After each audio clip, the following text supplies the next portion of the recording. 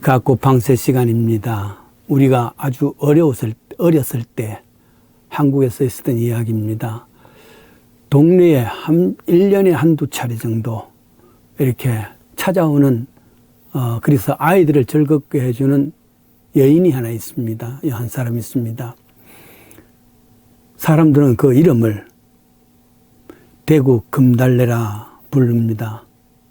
본래 그 이름은 무언지 모릅니다. 남루한 옷을 입고 속살까지 보이는 찢어진 옷을 입고 그리고 헝클어진 머리카락이며 한 1년간은 씻지 않은 같은 그러한 떼자국의 숫댕이 같은 얼굴입니다. 한 번씩 키득키득 웃다가 때로는 아이고 대이고 울다가 때로는 땅바닥에 쓰기도 합니다. 그 당시 아이들 무슨 놀이터가 있겠습니까? 혹은 구경거리가 있겠습니까?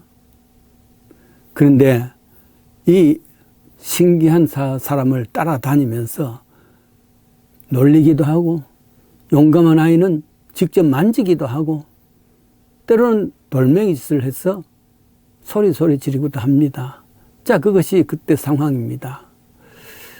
들려온 이야기는 본래 이 사람은 금달래가 아니고 공부도 많이 했고 인테리 집안에서 태어나서 인테리로 살아갔는데 시집가서 심하게 구박을 받고 또 남편으로부터 여러 가지 매도 맞고 거기에다가 해산하다가 아이 하나가 죽고 그러다가 이 핍박의 심한 삶 속에서 정신줄을 놓아버렸다.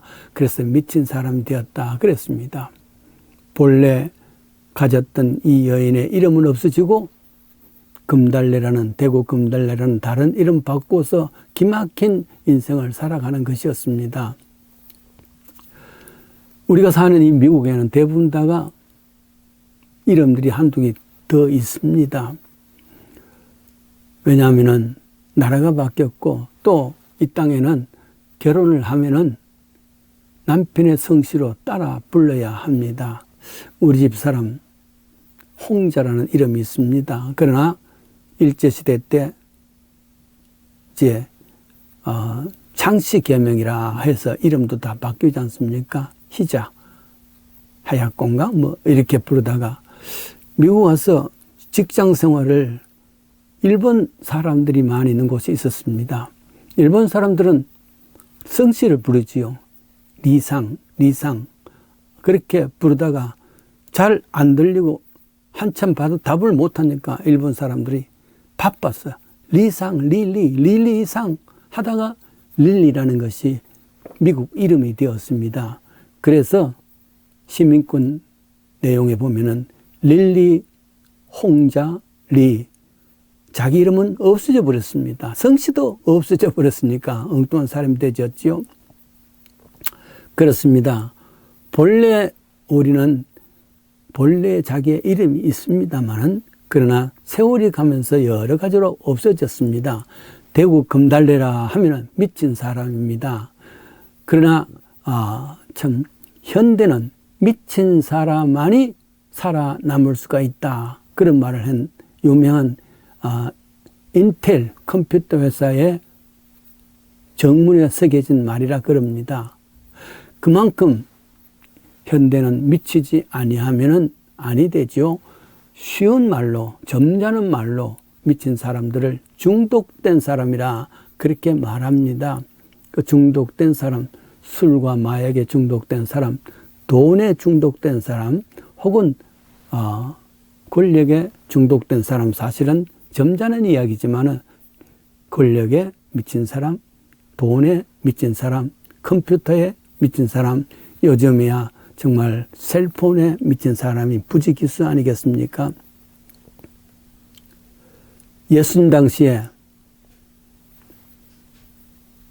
미친 사람의 이야기가 나옵니다. 그게 보면은 좀 마가복음 5장이지요. 5장에 보면은 두 가지 미친 사건이 나오는데 하나는 자연이고 하나는 사람입니다. 예수님께서 고물에 배고자 하시고 제자들은 이제 건너편 땅으로 갑니다. 그럴 때 큰 풍랑, 바다는 조용해야 되죠. 잔잔한 물가가 있던, 잔잔한 물가든 물이든 그 바다가 폭풍이 일어났습니다. 바다가 미친 것이죠, 말하자면은. 제자들은 평생을 이 갈릴리 바다에 살았지만은 결코 이것을 핸들할 수가 없습니다. 우리의 죽게 된 것을 하나님, 주님 보시지 않습니까? 하고 예수님을 깨웠습니다. 예수님께서 바다와 바람을 향해서 바람아 조용하라, 파도야 잔잔하라, 조용하게 되졌습니다. 그때서야 아하, 예수님은 자연을 다스리시는 분이시구나, 그 깨달음이 있죠. 아무도 이 자연에 미치는 파도의 미침을 제어할 수가 없지만 예수님께서 제어했습니다. 이제 건너편으로 갔는데 그곳이 그라사라는 곳입니다. 이 그라사에 한 여인이 있습니다. 한 남자가 있습니다. 어떤 남자인지 여자인지요? 미친 사람이란 말이죠. 귀신 들린 사람입니다. 이 귀신 들린 사람이 얼마나 자악하냐면 스스로 몸을 상처를 내기도 하고 무덤에서 살면서 소리 지르고 동네 사람들이 그 사람을 쇠사슬을 묶어서 못 다니게 한다면은 그 쇠사슬까지도 끊어버립니다. 아무도 제어할 수가 없습니다. 예수님이 그 귀신 들린 사람에게 내 이름이 무엇이냐 묻습니다. 네 이름이 무엇이냐? 그랬더니만은 군대 귀신입니다. 군대 귀신이라는 것은 수많은 귀신이 거기에 달라붙었다, 그런 말이 되죠. 그렇습니다.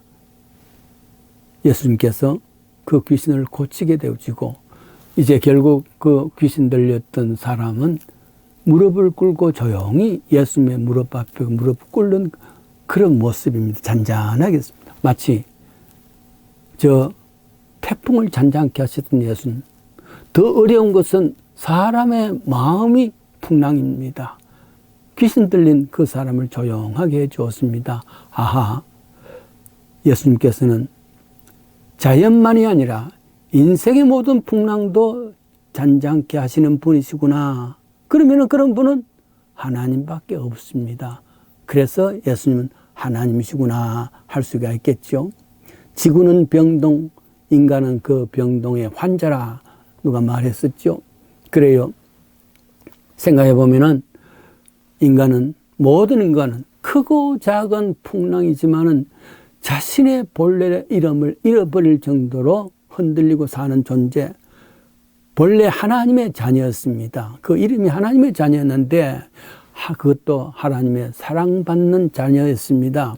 그런데도 불구하고 그 이름은 없어지고 죄의 종, 죄의 자녀, 이렇게 이름이 바꿨습니다.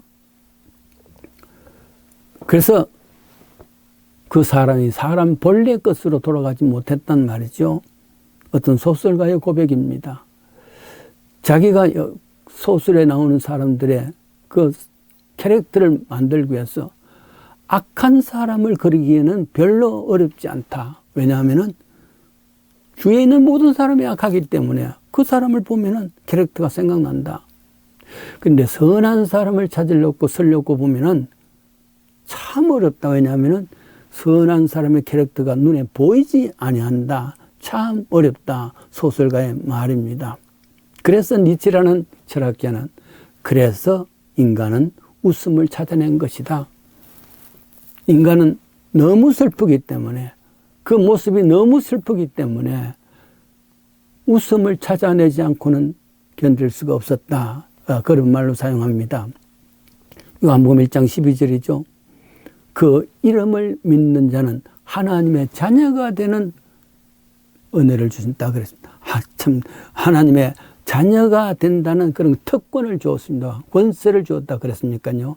말하자면 우리는 본래 하나님의 자녀였습니다. 그런데 사탄이 우리를 지배했고 그래서 온갖 비극도 나올 수 있습니다. 예수님께서는 우리의 마음을 다스리기 위해서 오셨습니다. 그를 믿는 자는 하나님의 자녀가 되는 이름이 바뀌어졌습니다. 본래 이름이란 말이죠. 본래 이름으로 바뀌어졌습니다. 그렇습니다. 그래서 조용한 인격으로 예수님 발 앞에 찬양할 수 있는 사람입니다. 김익두라는 목사님 계시죠? 사무엘 목사님을 돌멩이로 던져서 피가 나게 했고, 그런 사람이 나중에 신학교를 가서 이 김익두라는 사람이 저 평양에서 최고의 깡패였습니다. 그런데 사무엘 마펜 목사님 설교하는 곳에 돌멩이를 던져서 피가 흘리게 하고 이랬습니다. 그런데 하나님의 역사는 그가 나중에 사무엘 마펜 목사님이 경영하는 그런 평양신학교 신학생으로 들어왔고 목사가 되어서 큰 역사를 이룹니다. 그렇게 길길이 뛰던 깡패가 조용히 목사님의 무릎에 꿇고 그리고 교육을 받는 모습을 생각하면 참으로 바른 이름을 찾아낸 것입니다. 내 이름이 무엇이냐? 그라사 귀신 들린 사람에게 질문한 그 질문은 그라사 귀신에게만 아니라 지금 나에게 내 이름이 무엇이지? 본래 너 이름은 하나님의 자녀인데 지금 어디에 중독되어 있지? 어디에 미쳤지? 그런 말이기도 합니다.